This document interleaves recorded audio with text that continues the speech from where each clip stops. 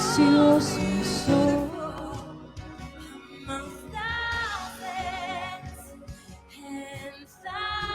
Que el Señor te bendiga, que el Señor te guarde, que el Señor haga resplandecer su rostro sobre ti y traiga sobre ti paz. Que el Señor nuestro Dios incline su rostro y preste atención a las oraciones que tú puedas levantar esta mañana delante de ti. Le damos gracias al Eterno por un día más de vida, un día muy hermoso. Yo creo que en medio de las circunstancias, yo creo que en medio de todas las situaciones, Dios al que servimos es el que trae paz.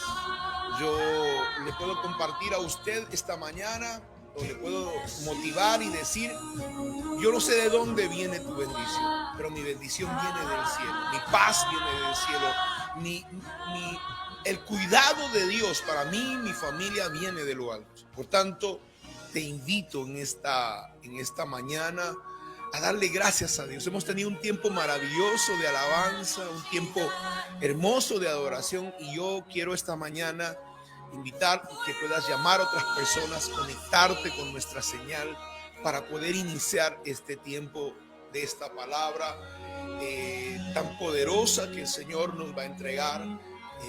Esta semana estaba pensando mucho, meditando en la palabra que iba a compartir, y realmente, hermanos, me ha sido de mucha bendición para mí. Me ha bendecido, me ha ministrado. Como dice que la palabra tiene que pasar primero por el mensajero. Así que esta mañana quiero invitarte a que puedas orar conmigo. Vamos a orar como hizo Elías. Vamos a tomar la mano de la persona que está a nuestro lado. ¿Por qué? Porque dice la palabra: si dos se pusieran de acuerdo sobre algo, dice la palabra, entonces Dios oirá de los cielos. No importa dónde estés, si dos, dice. Hermanos, la condición es ponerme de acuerdo con alguien para ir delante de la presencia de Dios. Por tanto, toma la mano de la persona que está a tu lado y vamos a orar. Padre, en el nombre poderoso de Jesús, declaramos una palabra de bendición, declaramos una palabra de ánimo, de fortaleza, declaramos una palabra, Señor, de esperanza. Señor, quebrantamos el poder de las tinieblas, ordenamos a la ceguera, a la sordera, Señor, espiritual en el corazón de las personas sea rota en esta hora, todo velo de tinieblas, Señor, para que la persona no pueda recibir esta palabra, sea quitada en esta mañana. Declaramos, Señor, tu palabra corriendo como agua, fluyendo como ríos, Señor. Y Señor, usa mis labios, purifícalos, límpialos, para que podamos escribir en el corazón de las personas como escribiente ligero, Señor, la palabra tuya, Señor, en nuestras vidas. En el nombre poderoso de Jesús, nosotros te damos gracias por lo que tú vas a hacer en esta mañana, en el nombre de Jesús. Le damos gracias al Señor. Ayer fue 1 de mayo. Quiero saludar a toda la gente, porque en el mundo entero se ha celebrado, bueno, por lo menos en Perú, el Día del Trabajo. Y quiero saludar a todas las personas que de alguna manera servimos a Dios. Y yo quiero saludar a los hombres y mujeres de Dios que trabajan en la obra del Señor. Porque mucha gente tal vez no reconoce eso, ¿no? Piensan que el ministerio no es un trabajo, ¿no? Entonces, por eso no tienen un entendimiento respecto a lo que se hace en el ministerio. Así que un saludo a los hombres y mujeres de Dios que han dedicado no solamente su vida, su sueño, su familia a este servicio tan poderoso, a este honor que Dios nos ha dado en medio de la iglesia. Así que vamos a comenzar esta mañana. Estamos terminando ya el mes de abril, se acabó. Y yo voy a compartir la última enseñanza, la última predicación del mes de abril, y esta enseñanza, este mes, era acerca, hermanos, de el perfil de un líder. ¿Cómo debe ser un líder? ¿Cómo debe, qué características debe tener? Y yo quiero hablar, el tema de esta mañana, la predicación de esta mañana se llama los desafíos de liderazgo. Y yo le puedo, y sobre todo vamos a compartir con ustedes cómo enfrentar la adversidad, cómo nosotros los líderes nos nos enfrentamos a la adversidad y cómo, hermanos, la adversidad toma un lugar en nuestras vidas, nos desafía de alguna forma a poder servir a Dios. Así que esta mañana quiero invitarlo al libro de segundo libro de Corintios, si me acompaña, al segundo libro de Corintios, en el capítulo 11, en el versículo 16. Si lo tiene, quiero que lo lea conmigo. Segundo libro de Corintios, capítulo 11, versículo 16. Y quiero leer en la versión del lenguaje actual. Quiero leerlo en la versión del lenguaje actual. Dice la palabra del Señor. Dice: vuelvo a repetirles, no quiero que me tomen por loco, y aunque lo estuviera, acéptenme así, para que pueda sentirme un poco orgulloso. Voy a decirles algo, pero no de parte de Dios. Reconozco que hablar bien de mí mismo es una locura. Pero ya que hay tantos que hablan bien de sí mismos, ¿por qué no voy a hacerlo yo también? Ustedes son tan inteligentes que con mucho gusto soportan a los locos. Hasta aguantan a quienes los tratan como esclavos y se aprovechan de ustedes, y quienes los engañan y desprecian, y a quienes los golpean en la cara. Me da vergüenza decirlo, pero nosotros no nos atrevimos a tratarlos de esa manera. Está diciendo Pablo a Corinto. Pero ya que otros se atreven a presumir, yo también lo voy a hacer, aunque sea una locura. Sí, si ellos son hebreos, yo también lo soy. Si ellos son israelitas, yo también lo soy. Son de la familia de Abraham, yo también lo soy. Son servidores de Cristo, yo lo soy más todavía. Aunque sea una locura decirlo, yo he trabajado más que ellos. He estado preso más veces. Me han azotado con látigos más que a ellos, y he estado más veces que ellos en peligro de muerte. 5 veces las autoridades judías me han dado 39 azotes con látigo.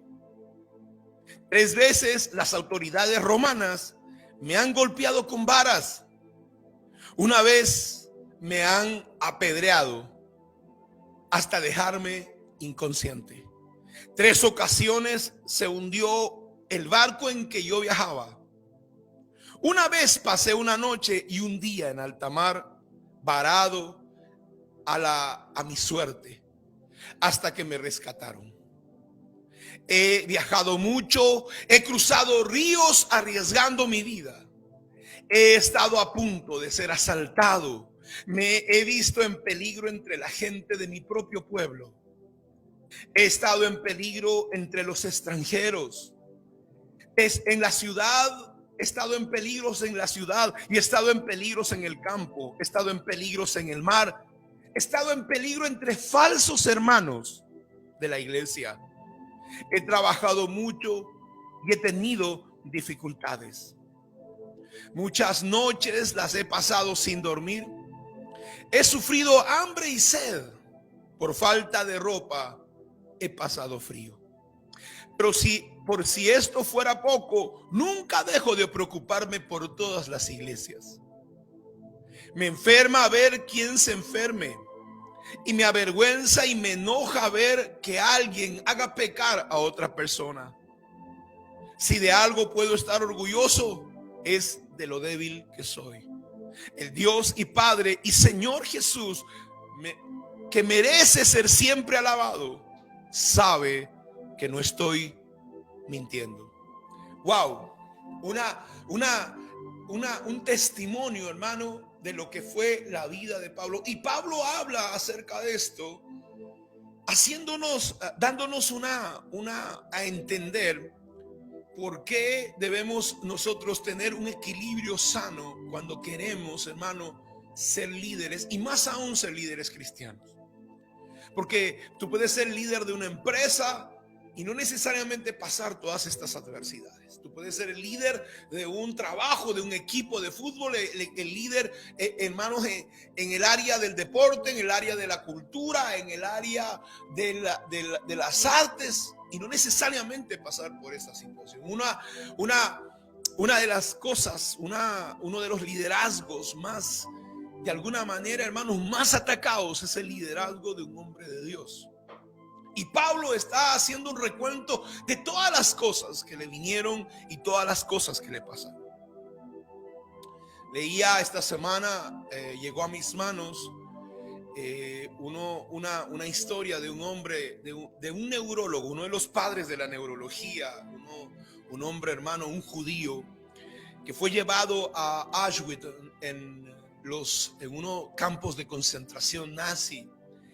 Y él es llevado a ese lugar porque no quiso dejar, hermano, a su familia, porque había sacado el pasaporte para irse a los Estados Unidos y escapar del asedio nazi. Cuenta la historia que por no querer dejar a su familia, a sus padres, él y toda su familia fueron llevados a unos campos de concentración. Lamentablemente, cuando él es liberado por las fuerzas aliadas, el único que quedó vivo fue él. Mataron a sus padres, mataron a su esposa, mataron a toda su familia en estos campos de concentración. En medio de condiciones críticas, hermano, él se dio cuenta de algo. Él comenzó a observar a las personas. Él tiene un libro que escribió y lo encontré, lo estoy leyendo. Él dice algo que a mí me llama mucho la atención. Él dice que él se dio cuenta que las personas más fuertes, supuestamente, hermano, más saludables, comenzaban a morir rápidamente en los campos de concentración. Era una situación, y él decía, pero ¿por qué esa persona que parece más fuerte, que parece más saludable, se está muriendo? En cambio, hermano, veía a los débiles, delgados, a la gente más sufriente, que duraba más tiempo con vida. Y él se preguntó qué está pasando, y comenzó a conversar con los médicos, hermano, que atendían a los propios enfermos, y ellos llegaron a una conclusión. La conclusión que llegaron estos médicos es de que para vivir encuentra cómo hacerlo. Quien tiene una razón para vivir encuentra cómo hacerlo. Y él se dio cuenta de eso, hermano, de que estas personas estaban viviendo porque estaba pasando algo era como un denominador en estas personas que estaban viviendo. ¿Y qué es lo que estas personas que estaban viviendo tenían o hacían o decían? Estas personas que estaban viviendo, hermano, siempre estaban hablando de lo que iba a hacer mañana. Siempre estaban pensando en lo que iban a hacer en el futuro. Ellos decían qué es lo que van a hacer, qué cosa van a escribir, a quién iban a visitar. Y ellos siempre hablaban, hermano, de cumplir cosas que les faltaba lograr, que les faltaba hacer. Entonces, en ese pensamiento, en ese deseo de querer lograr cosas, de tener objetivos y metas en un futuro muy cercano, hermano, ellos encontraban la fuerza para seguir viviendo. Y si la gente, hermano, si la gente tiene planes hechos, si la gente había hecho esos planes, entonces Víctor Frank, este hombre, dijo, si ellos ya tienen planes hechos, entonces yo quiero seguir viviendo, entonces yo voy a crear esos planes, yo voy a crear esas metas. Y comenzó a tomar notas de lo que él quería hacer en el futuro. Hermanos, él escribe en un libro y realmente habla acerca de por qué poner objetivos y metas en nuestra vida. En la escuela de liderazgo yo le enseñé a nuestros discípulos de que el 3% de la población mundial escribe sus metas y sus objetivos a futuro. Y son ellos, hermano, la gente que los escribe, que los pone en papel. Tarde o temprano esos objetivos los llega a cumplir, porque eso cala en su subconsciente, y inconscientemente su cuerpo, su estado físico y emocional los lleva a eso. ¿Y por qué te cuento esto? Porque, hermano, en esta pandemia, en esta situación global, en esta en esta mentira que nos han envuelto, hizo que mucha gente perdiera el sentido de la vida porque no tenía metas ni objetivos claros en la vida. Sabe, yo en una reunión de líderes le preguntaba a mis discípulos: ¿estás listo para morir? Y mucha gente me dijo: sí, pastor, yo me voy con Cristo. Y me llamó mucho la atención que muchos me dijeron: no estoy listo para morir. Y yo le pregunté: ¿por qué tú no estás listo para morir? Y me respondieron: porque todavía no he logrado lo que yo me he propuesto, porque todavía no he cumplido los objetivos, las metas que yo me he trazado. Yo te pregunto algo esta mañana: ¿cómo estás enfrentando este encierro? ¿Cómo estás enfrentando este encierro? En segundo lugar, ¿qué has aprendido en este tiempo? En tercer lugar, ¿por qué debes seguir adelante y vivir? Son tres preguntas que se hizo Frank en medio, hermano, de su encierro en un campo de concentración nazi. ¿Sabe? Me da esto comienza a tener sentido porque en el deseo de supervivencia, hermano, cosas pequeñas le daban sentido a la vida de las personas. Cuenta que cuando los castigaban porque una persona se había escapado, los dejaban a la intemperie en medio del hielo. Y cuando ellos sabían que no los iban a matar, que solamente los iban a dejar amanecerse en medio del hielo, en todo el frío, hermano, ese mínimo, ese gramo de esperanza de que no iban a ser metidos en una cámara de gas, los mantenía con vida. Lo otro que estaba leyendo que me llamó la atención fue que la gente, hermano, ellos fueron liberados en 1945 de estos campos de concentración, pero mucha gente murió en el diciembre de 1944. Y la razón por qué murieron en diciembre de 1944, faltando poco para ser liberados, es porque ellos deseaban y estaban esperando, hermanos, que fueran liberados para Navidad de 1944.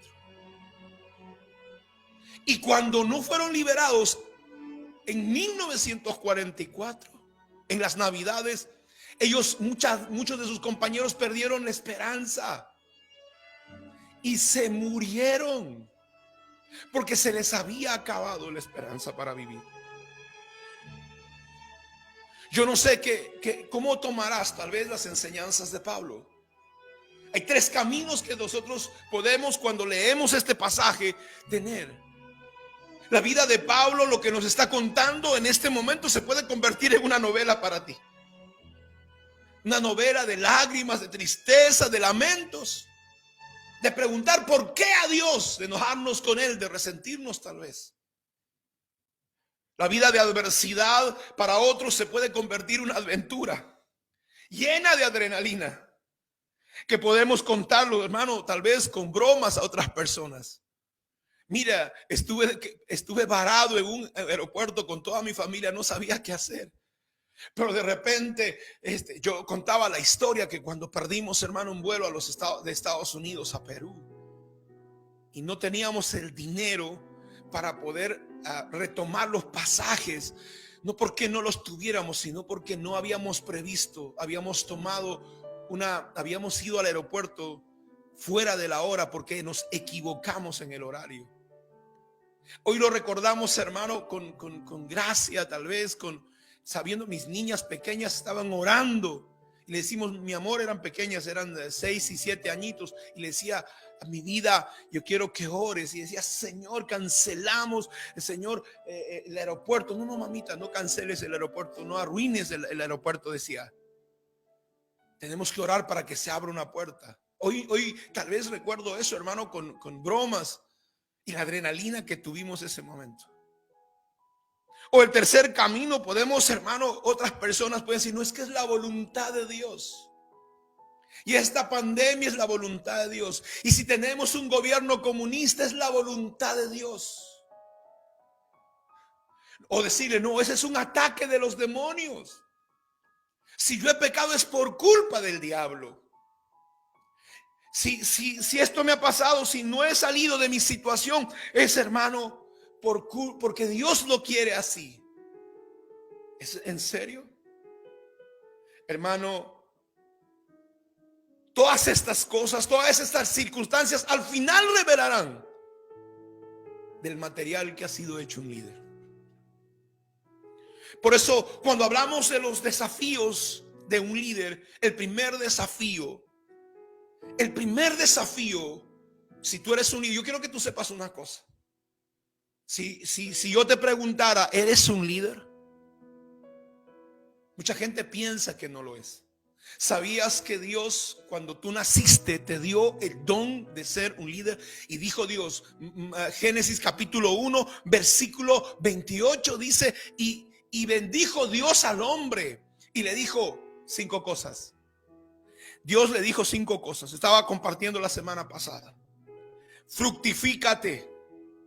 Significa que tú tienes dentro de ti, hermano, una semilla que está diciendo, desarrolla la semilla que está dentro de ti.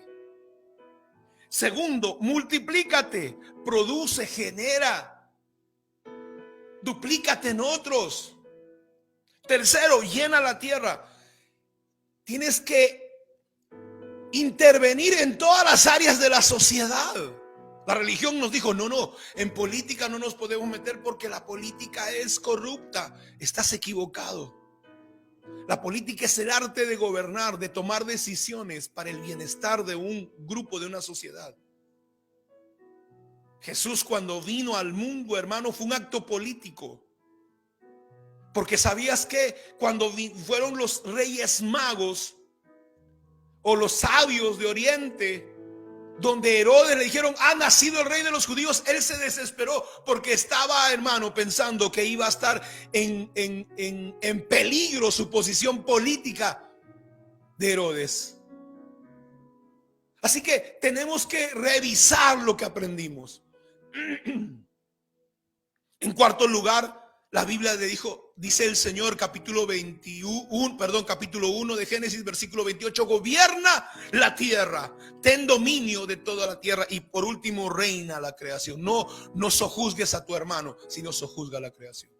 Yo quiero invitarte a que puedas enviar tus comentarios, escribirnos, y recuérdame los 5 pasajes. Fructifícate, multiplícate, llena la tierra, gobierna la tierra y reina sobre ella. Yo te pregunto, ¿eres un líder? La respuesta es, Dios te dio el don de liderazgo, te guste o no. Ahora depende de ti si tú desarrollas esa capacidad para poder liderar. Dios te ha dado liderazgo en primer lugar, sobre tu propia vida. Y el primer desafío de líder, ¿sabe cuál es? El primer desafío de líder es encontrar su propósito. Es encontrar la razón por la cual tú estás aquí en la tierra. El capítulo, el segunda de Corintios 11, dice el versículo 16, 17 y 18. Vuelvo a repetirles, no quiero que me tomen por loco, y aunque lo estuviera, acéptenme para que así pueda sentirme un poco orgulloso. Voy a decirles algo que no de parte de Dios. Reconozco que no está bien hablar de mí mismo. Pablo estaba definiendo, hermanos, su llamado, de quién él era, su propósito. Descubrir tu propósito es lo que le va a dar sentido a la vida y te va a ayudar a superar la adversidad o la crisis que estás pasando. Esta situación mundial ciertamente, hermano, nos prepara para el advenimiento de nuestro Mesías. Es parte del fin de los tiempos, pero yo te quiero preguntar esta mañana, ¿cuál es tu crisis? No para denostarla, no para minimizarla, sino para preguntarle, ¿te das cuenta en la crisis que tú estás? ¿Has perdido tal vez a una persona que amas? Se han caído los negocios. Las personas han perdido sus trabajos, sus empleos. La pregunta de hoy es, ¿qué crisis estás enfrentando? Porque, hermano, porque como líder que eres, vamos a tener que aprender a asimilar la adversidad.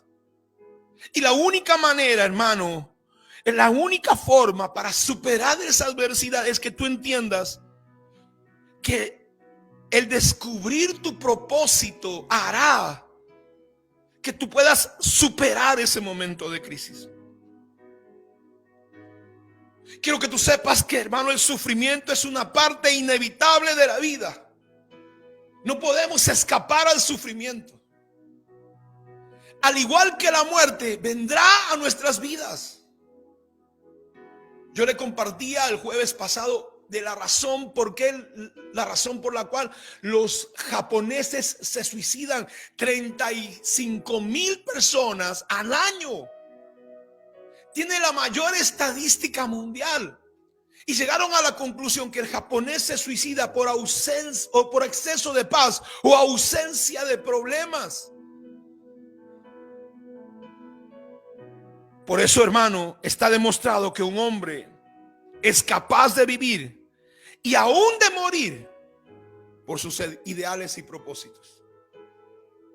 Yo he visto gente morir por ideales, hermanos, que no tienen sentido. Hoy en nuestra nación hay un grupo de gente, senderistas, que son capaces de morir, de vivir, hermano, enfrentando la adversidad porque tienen ideales. ¿Sabes? Hay una cosa que rescatar de ellos. Esa gente puede morir por sus ideales. Porque la iglesia se volvió, hermano, intrascendente. Porque la iglesia, porque sus miembros, porque sus discípulos, porque los supuestos creyentes no son capaces de morir por aquellas cosas que creen.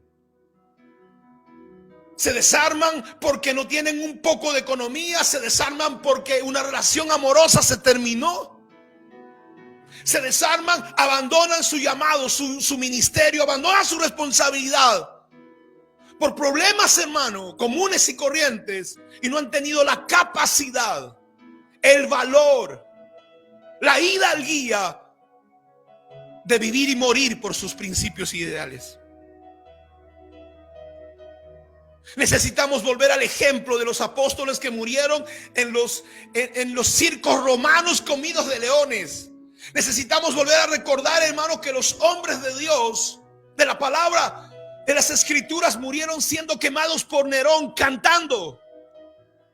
Que hoy, hermano, en medio de una China comunista, la iglesia de mayor crecimiento a nivel mundial es la iglesia evangélica en China, en Corea. Gente que está dispuesta a morir por sus convicciones. Alguien decía: pastor, eso necesitamos entonces para que haya un avivamiento. Dios le dijo a Josué, a Moisés, le dijo: ¿sabes qué? Haré contigo una nación más fuerte, con otro espíritu. Apártate, voy a destruir a Israel. Moisés le dijo a Dios: Señor, entonces dirán tus adversarios, Jehová no pudo meterlos a la tierra prometida. Y Moisés razonó con ellos, intercedió por su pueblo. Y tú y yo tenemos la responsabilidad, hermano, que la gente no venga a Dios por miedo. Mucha gente vino a Dios por la pandemia, por miedo a la muerte. Y sabes, necesitamos ir a Dios porque tenemos un encuentro personal con Dios. Porque el miedo en un momento se termina, el miedo se acaba en un momento. Víctor Frankl decía que después de que, hermano, él entró al campo de concentración, las siguientes semanas ellos comenzaron a aceptarlo, entraron en un punto de apatía. Ya normalizaron lo que estaban viviendo, y eso pasa. Y eso ha pasado, hermano, en el mundo entero. Hoy Venezuela ha normalizado la vida de esclavitud que lleva. China ha normalizado eso. Cuba lo ha normalizado. Lo han aceptado. Y él dice, hermano, aceptaron las condiciones. El ser humano es la persona que mayor se adapta. No importa si las circunstancias son críticas. El segundo desafío que usted y yo necesitamos enfrentar es encontrar nuestra identidad. La Biblia dice, hermano, en el versículo 21, Pablo dice en 2 de Corintios 11:21, me da vergüenza decirlo, pero nosotros no nos atrevimos a tratarlos así. Pero ya que otros se atreven a presumir, yo también voy a hacer lo mismo, y aunque sea esto una locura. Ellos son hebreos, yo lo soy. Son israelitas, yo soy. Yo también son de hijos de Abraham, yo también. Son servidores de Dios, yo lo soy, más todavía. El segundo desafío que necesita enfrentar un líder es quién tú eres, la identidad. Si tú no sabes quién tú eres, tú tienes un serio problema. Yo quiero que tú sepas que no es el trabajo que hacemos lo que determina quiénes somos. Es nuestro propósito, la causa por la cual trabajamos. Escúchame lo que te estoy diciendo. Si puedes escribir esto, entender esto va a ser importante. No es el trabajo que tú haces lo que determina quién tú eres. Es el propósito tuyo, la causa por la cual tú trabajas. Por ello, cuando José estaba esclavo, hermano, había sido vendido por sus hermanos. Él no era un esclavo, él era el rey de Egipto. Por eso cuando fue metido preso, él no era un presidiario, no era un, como dicen, no, canero. Eso no definió a José. Él seguía siendo rey de Egipto. Hoy le llaman a una candidata canera. Son de burla, porque la sociedad nunca te va a perdonar tus equivocaciones. Por eso a mucha gente le dicen borracho, le dicen prostituta, le dicen ladrón corrupto. ¿Por qué? Porque generalmente estamos viendo, hermano, las equivocaciones y los errores de esa persona. Pero eso no determina quién tú eres. Por eso es importante que tú sepas, que tú entiendas, que tú llegues, hermano, al convencimiento personal, no la gente, tú. Yo te pregunto quién eres.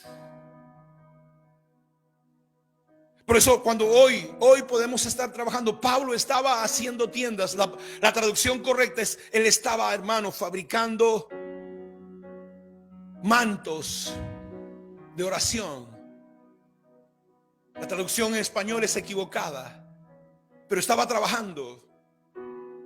Él no estaba tal vez en el ministerio, estaba en una cárcel. Él no era un preso, no era un delincuente. Él fue puesto en una cárcel por las circunstancias del evangelio. Pero él era un hombre de Dios, aún dentro de la cárcel. Puede que estés trabajando en un taxi, pero si tú encontraste tu propósito, eres un hombre de Dios que hoy, en este espacio de tiempo, está taxiando. Tú tienes que entender eso. Puede que hoy, hermano, tú estés en un trabajo secular por la circunstancia, pero tú sigues siendo un hombre de Dios. Lo que tú hagas no determina quién tú eres. Es el propósito de Dios quien determina quién tú eres. ¿Se acuerda del patito feo? Ayer estaba escuchando a un niño contar la historia del patito feo. Y yo la había olvidado. El patito feo fue que pusieron, hermano, una gallina estaba empollando sus huevos y le pusieron un patito, un huevo de cisne negro, porque no sabían que era un cisne, era el huevo de un cisne negro, y lo pusieron a empollar a la gallina. De repente la gallina, hermano, salieron sus pollitos y luego no reventaba el huevo de cisne y siguió empollando hasta que el cisne salió. Pero la fábula dice que en la granja todos se burlaban porque era diferente a los pollitos. No era amarillito, era más grande y su color era plomizo oscuro. Y era como feíto, hermano. Y nadie podía entenderle y todos se burlaban de él. Hasta que llegó el momento en que él, en esa crisis, se fue de la granja. Hermano, y todo el mundo lo rechazaba hasta en el momento en que él encuentra y él no se había dado cuenta que había pasado el tiempo y había cambiado de piel y se había convertido en un cisne hermoso. Él llegó, dice, después de un invierno, hermano, él encuentra un lago donde los cisnes estaban nadando y él se dio cuenta que era uno de ellos. ¿Quién eres? Te pregunto. Hoy la gente te critica porque eres el patito feo. El problema es que estás sufriendo porque tú no sabes quién tú eres. La segunda cosa, el desafío más importante que va a enfrentar, que enfrentó Pablo, hermano, para poder superar esta circunstancia, fue saber quién era. Yo soy apóstol, yo soy israelita, yo soy hebreo, yo soy hijo de Abraham, yo soy un hombre de Dios. El tercer desafío, hermano, es que la adversidad va a venir, pero ¿qué necesitamos hacer? El tercer desafío de todo líder es que tú puedas crecer en medio de la adversidad. Tú y yo necesitamos crecer en medio de esta adversidad. ¿Qué te enseñó esta pandemia?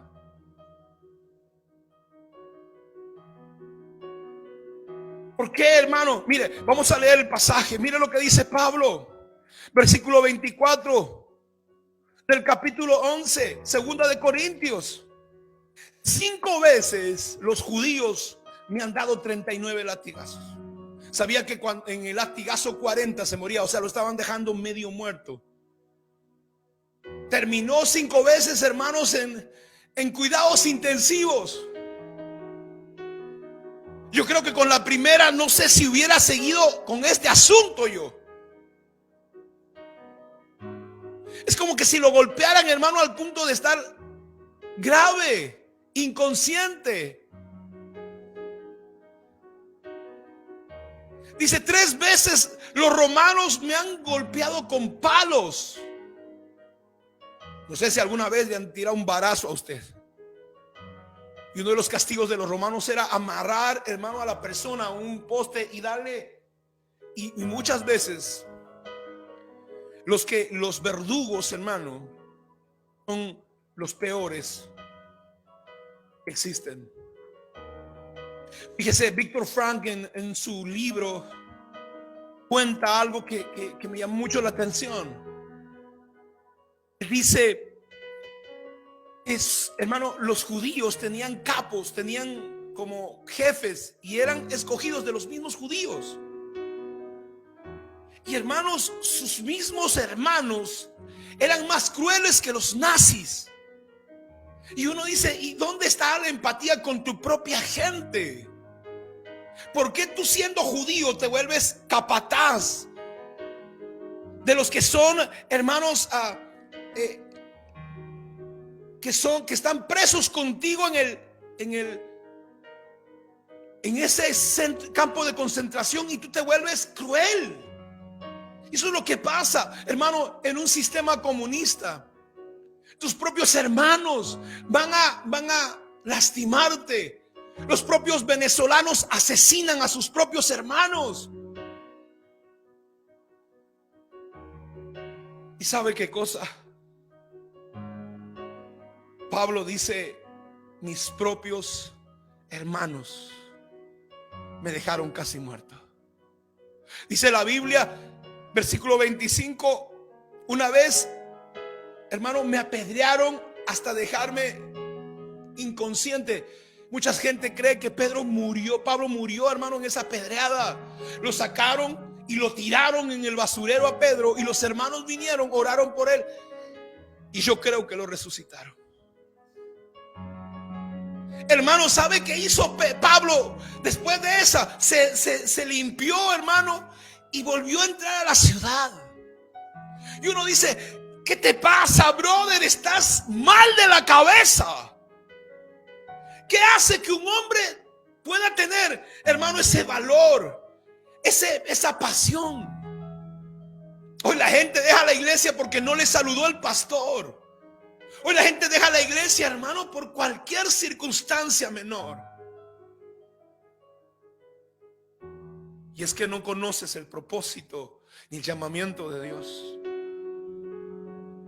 ¿Qué provocaron en el corazón de Pablo, hermano, estas circunstancias?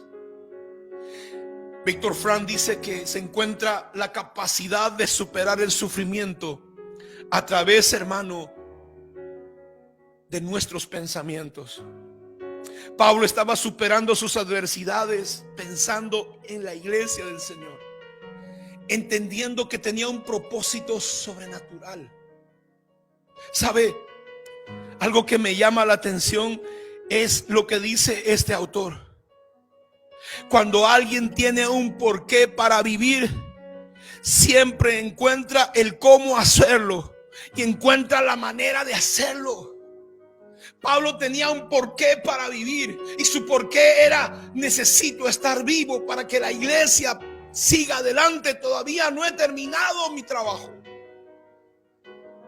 Y no es un cliché cuando le digo a usted: yo soy inmortal. Y la gente puede pensar que eso es un cliché. No, hermano. El hombre de Dios, la mujer de Dios que encuentra su propósito, se convierte en un hombre inmortal. Inmortal hasta que cumplas lo que Dios determinó para tu vida. Yo he estado en cama con COVID 2 semanas. Pero ¿sabe qué cosa? Yo le decía a alguien, le escribía a un apóstol, amigo mío, el día de ayer: tú no puedes morir. Necesitas encontrar tu propósito. Si tú has cumplido tu propósito, entonces déjame orar por ti para que vayas a la presencia de Dios. Y él me dijo: no bromees así. Me dijo: no estoy bromeando, te estoy hablando en serio. ¿Has encontrado, has terminado lo que Dios te mandó a hacer? No, me dijo. Entonces todavía seguirás con vida.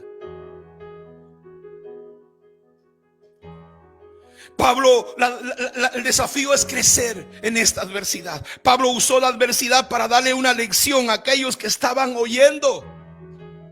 Cuando Pablo dice: he cruzado, se hundió mi barco, he naufragado, he pasado la noche en alta mar perdido, he viajado mucho, cruzado ríos arriesgando mi vida, he estado a punto de ser asaltado, he estado en peligro de la gente de mi propio pueblo, he estado en peligro de los extranjeros, en peligro de falsos hermanos de la iglesia. Él nos estaba lamentando, nos estaba diciendo: crece, no te lamentes. Crece, no culpes a nadie. Crece, no te autocompadezcas, no te sientas víctima. Crece. El crecer, hermano, el desafío para un líder es crecer en medio de la adversidad. ¿Qué te enseñó? Yo le hacía una pregunta: ¿qué te enseñó este encierro? ¿Cómo lo has enfrentado? Perdóneme lo que le voy a decir. Me sentaba con un pastor de Venezuela. Le dije: perdóneme, pastor, pero la pandemia es lo mejor que me ha pasado. Porque he podido sentarme, he podido arreglar mi casa, he podido sentarme a la mesa, he podido salir con mi familia, he podido tomarme un descanso. No sé si esto es pecado, pero para mí la pandemia fue lo mejor que me pasó. En medio de pandemia viajé, en medio de la pandemia fui a ver a mis discípulos, fui a sus casas. No sé cómo enfrentaste la pandemia, encerrado tal vez, creyéndole las mentiras de los medios de comunicación. ¿Qué has aprendido en este tiempo? ¿Has leído? ¿Has podido orar? Gente que decía que no tenía tiempo para orar, no tenía tiempo para ayunar, no tenían tiempo para leer la palabra. Y la pregunta es: ¿te has desanimado? ¿Ya no quieres vivir? Gente que me ha dicho: pastor, estoy bien desanimado. ¿Has encontrado la razón para vivir? Víctor Frank, en un campo de concentración, donde cualquier día lo escogían, hermano, para entrar a la cámara de gas, encontró la razón para vivir. En cuarto lugar, el cuarto desafío, hermano, es aceptar la responsabilidad de nuestras decisiones. El versículo 30 dice, desde el 28 dice: pero si esto fuera poco, nunca dejo de preocuparme por las iglesias. Se hizo responsable. Me enferma ver que alguien se enferme y me avergüenza y me enoja de ver cuando alguien haga pecar a otra persona. Y si de algo puedo estar orgulloso, es de lo débil que soy. Pablo no culpó a nadie por todas las aflicciones que estaba atravesando. ¿De qué eres responsable? Te pregunto. Él asumió. El desafío de un líder es hacerse responsable. Yo te pregunto: ¿de qué eres responsable y de quién eres responsable? Porque, hermano, es fácil victimizarse. Victimizarse es el camino para culpar a otros de la situación que estamos viviendo. Hoy, hermano, la gente aplaude el discurso de la injusticia, las diferencias sociales, la falta de oportunidad ha hecho que yo esté en la pobreza, ha hecho que yo no estudie. La falta de la injusticia ha hecho que estoy donde estoy. Culpa de mi mujer loca que estoy así, por eso que me he divorciado. La culpa es de mi marido. ¿A quién vas a culpar por lo que tú estás viviendo hoy? ¿A tus padres? No, mis padres no me dieron el dinero para estudiar. Si fuera así, no hubiera terminado una carrera profesional. No, hermano, la situación la situación económica no me permitió estudiar.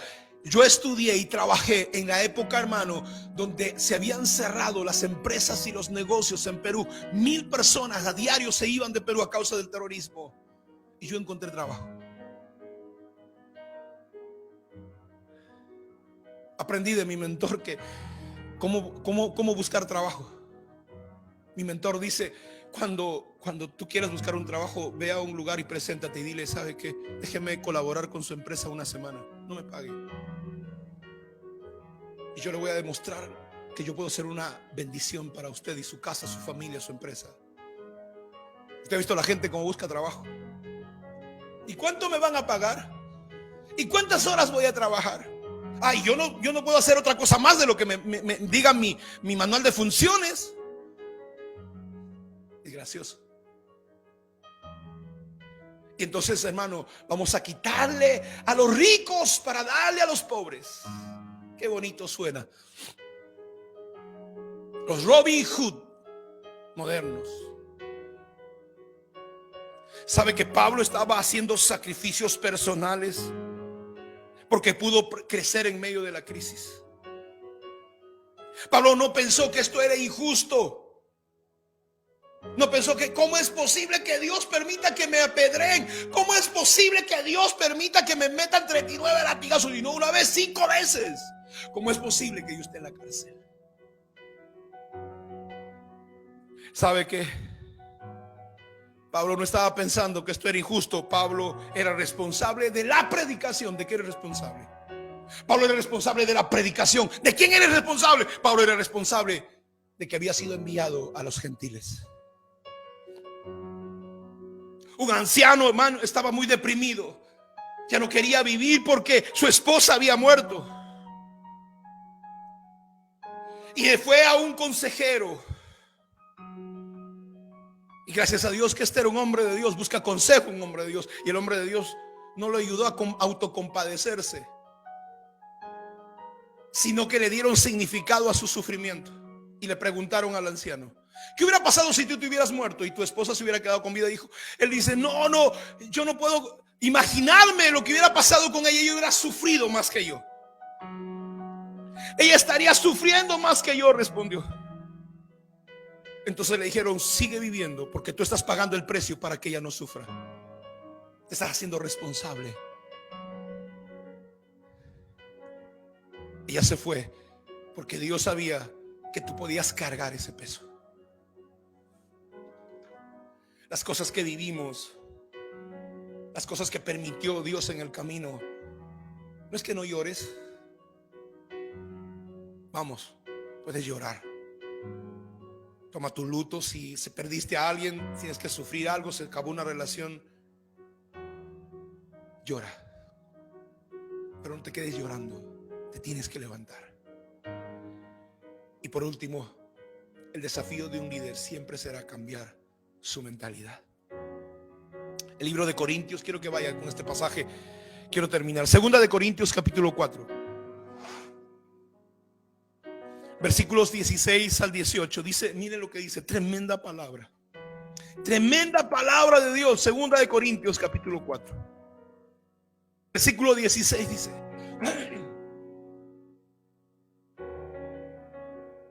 había pasado todas esas circunstancias, esas persecuciones, hermano, naufragios, cárceles, apedreamientos, apaleamientos, traición de la gente, traición de sus propios hermanos, de su propia gente, desprecio, insultos, difamación. Y Pablo dice, por esas cosas no nos desanimamos. Mire lo que dice el tipo. Yo por eso siempre pienso que Pablo, hermano, para mí es un ejemplo. Por eso no nos desanimamos. Aunque nuestro cuerpo se va desgastando, nuestro espíritu va cobrando fuerza. No te desanimes. Las dificultades que tenemos son pequeñas. Mire cómo está mirando este hombre, Pablo, las dificultades. Dice, las dificultades son pequeñas. Es la traducción del lenguaje actual. Y estas dificultades pequeñas no van a ser para siempre. Todo tiene un tiempo. Esto va a pasar. Y todo esto se pondrá sobre nosotros un peso de gloria, dice él. Esto pondrá sobre nosotros, hermano, un peso de gloria. Esto será un aprendizaje poderoso. Y el versículo 18 dice, porque nosotros no nos preocupamos por lo que pasa en esta vida, que pronto acabará. Al contrario, nos preocupamos por lo que nos pasará en la vida que tendremos allá arriba. Ahora no sabemos cómo será esa vida. Lo que sí sabemos que será eterna. No mirando lo que se ve. La Reina Valera dice, no mirando lo que humanamente puedes ver, no mirando la realidad. Si es real, si es real que la gente se está muriendo, si es real que hay una crisis, si es real que los poderes globales están planificando la destrucción del ser humano, si es verdad. Pero hermano, pero sabes que no pongas tus ojos en eso, porque es temporal, porque nosotros vemos las cosas eternas. Y para poder ver, tú tienes que cambiar tu forma de pensar. Recuerda que el liderazgo es 100% tu sistema de creencias. El liderazgo es el 100% tu sistema de creencias que tú le has creído, que tú estás creyendo. No puedes vivir por encima de los límites de tu creencia. Víctor Frank creyó que podía vivir, salir de un campo de concentración para escribir un libro. Porque así como piensas en tu interior, así eres tú. ¿Sabías tú que te pueden quitar tu libertad? Él dijo algo, hermano, que me impresionó. Él dice, te pueden quitar tu libertad, todas tus libertades, pero nunca te podrán quitar la elección de cómo reaccionar a esa circunstancia. En otras palabras, nunca te podrán quitar la actitud positiva. La gente llama actitud positiva, yo le llamo fe. Nunca te podrán quitar la fe ante las circunstancias. Mucha gente puede decir, esa tontería que crees. Te pueden quitar cualquier cosa, pero es una decisión personal lo que tú estás creyendo. Tu perspectiva es tu sistema de creencia, y tu perspectiva, hermano, es, ¿sabes qué? Es tu lente de cómo mirarás las circunstancias. Tu perspectiva es tu lente de cómo mirarás tus circunstancias. Tu filosofía, lo que tú aprendiste, lo que tú crees, es, hermano, el lente de cómo mirarás las circunstancias. ¿Cuál es el color de tus lentes? El color de tus lentes afectará 3 cosas en tu vida: tu actitud, que yo le llamo fe, tu comportamiento y los resultados de la vida que estés llevando. Compararte con otro y victimizarse es el camino más fácil, hermano, de culpar a otros de la situación que tú estás viviendo. Cuando tú te victimizas y tú culpas al resto por lo que estás viviendo, ¿sabes qué pasa? Matas el potencial que Dios puso en tu interior. Cuando, hermano, tú matas ese potencial, entonces tú no puedes cambiar tu circunstancia. Escúchame. Si tú te victimizas y tú culpas a otros, tú nunca podrás cambiar tu circunstancia. Por eso la gente que promulga este pensamiento comunista de culpar al resto de su situación nunca puede cambiar sus circunstancias, porque mata el potencial que Dios le dio en su interior y no puede construir lo que está deseando. Si tú te pones el lentes, hermano, de que tú ves una bendición detrás de cada desafío, si ves las dificultades y los errores como como circunstancias para crecer. No para que cantes tropecé de nuevo con la misma piedra, ese corito de Julio Iglesias. Si tú tropezas de nuevo con la misma piedra, no aprendiste la lección. Si tú entiendes que esto es si tu lente, hermanos, si tu pensamiento, si tu filosofía tiene lente de saber, hermano, que esta adversidad te va a hacer mejor, te va a hacer crecer, te va a desarrollar, entonces vas a desatar tu potencial para lograr las metas y los objetivos que te has propuesto. Esa fe te llevará, hermano, a un comportamiento diferente, y el comportamiento que tengas te llevará a que tú puedas tener resultados. 1945, Víctor Frank sale del campo de concentración con vida. Su madre, su padre, su esposa, su familia fueron asesinados. Él fue llevado a los Estados Unidos y él escribe, hermano, sobre la terapia se llama la logoterapia. Darle la oportunidad a las personas que perdieron la esperanza para vivir, que quieren quitarse la vida, de encontrar un propósito. Su libro se llama El sentido de la vida. Si un hombre pudo salir de un campo de concentración cada día expuesto a entrar a una cámara de gas, esta pandemia no puede destruirte. Esta pandemia no puede terminar contigo. Encuentra tu propósito. Encuentra la razón por la cual Dios te trajo.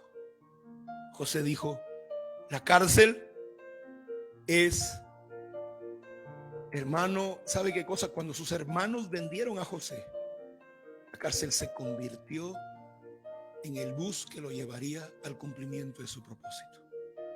La Biblia dice que Dios bendijo a José en la cárcel, lo hizo próspero a un presidiario. ¿En qué se resume esta enseñanza? El desafío de la adversidad. Cuando enfrentes la adversidad, el único cimiento que te ayudará a salir en victoria es tu confianza, tu relación y tu amistad con Dios. Hermano, puedes tener todo el conocimiento, pero si tú no tienes un apoyo inquebrantable, inconmovible, como la cruz de Cristo, como el amor y la gracia de Dios, será imposible. Mi amigo, si tú me escuchas, si tú no eres cristiano, yo quiero terminar este compartir invitándote a que recibes a Jesús como tu Salvador personal. No sé qué estás viviendo, no sé qué estás pasando, pero te puedo compartir de algo de mi experiencia personal. Terminé la carrera, tenía un buen trabajo, no tenía problemas, pero sentado en la sala de mi casa, yo no tenía paz.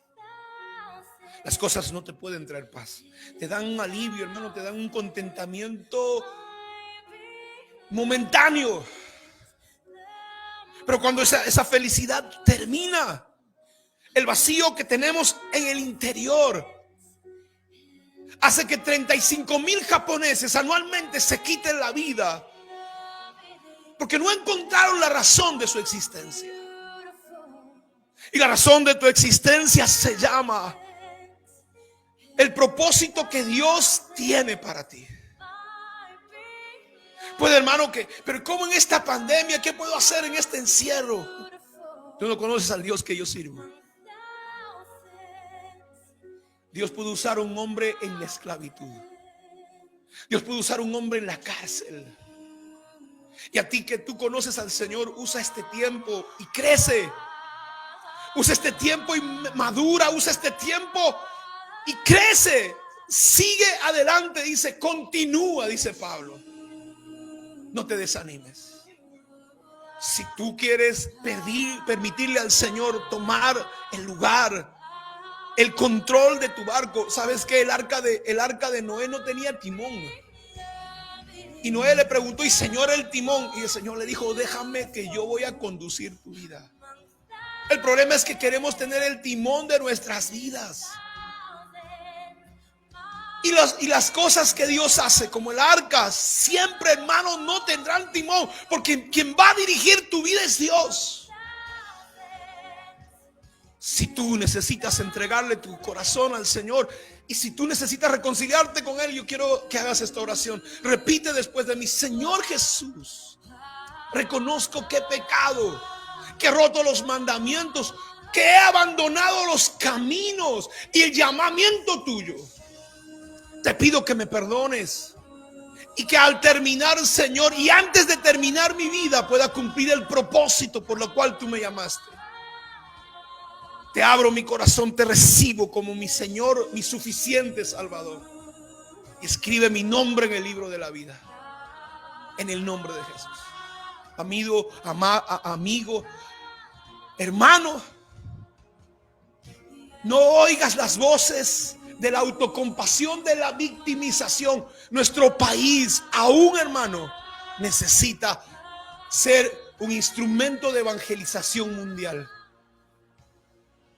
Sé que la venida del Señor se acerca, pero no por eso vamos a abandonar lo que Dios nos llamó a hacer. Yo te bendigo tu casa y tu familia. Quiero terminar con una oración a la gente, a mis hijos, a mi casa, a mi familia, que aún sigue sosteniendo, hermano, el trabajo de nuestra iglesia, que sigue poniendo el hombro, que no ha renunciado a su casa.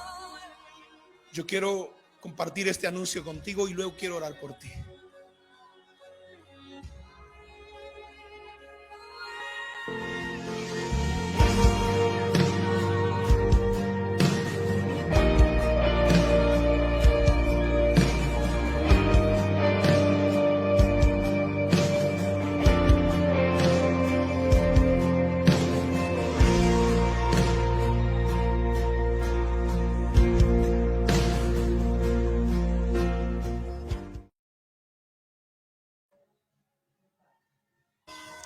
Quiero orar por las personas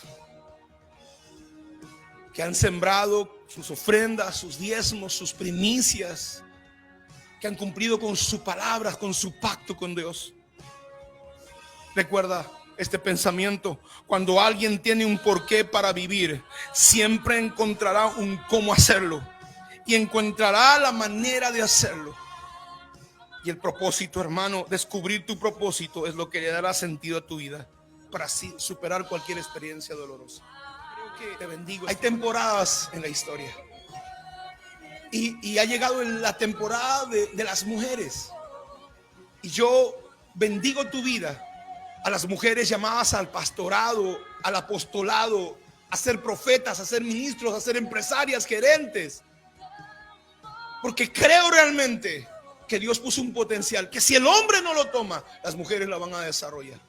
Padre, bendigo, Señor, la casa, bendigo los hombres y las mujeres en el mundo entero que verán esta palabra, que recibirán este mensaje.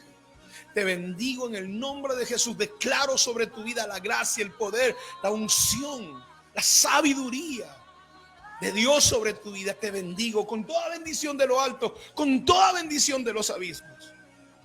Y declaro que vivirás y terminarás el propósito de Dios, que no morirás, que esta peste no te tocará hasta que termines de hacer aquello que Dios tiene para ti, en el nombre de Jesús. Bendiciones.